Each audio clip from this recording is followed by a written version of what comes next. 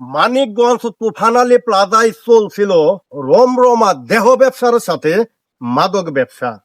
DB police অনেক কষ্ট করে তথ্য বের করে মাদক ব্যবসায়ী এবং দেহ ব্যবসায়ীকে আটক করলো। তাতে কি লাভ হলো ভাই?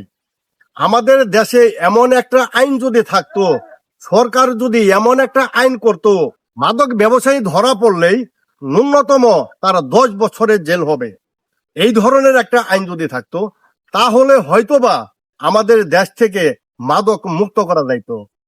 আমাদের দেশে এমন কিছু নামি দামি উকিল আছে, এই উকিলেরা আসামিকে জামিনে মুক্ত করে আনবে।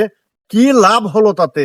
কষ্ট করে ডিবি পুলিশ আসামি ধরলো, ডিবি পুলিশের কষ্টটাই সার।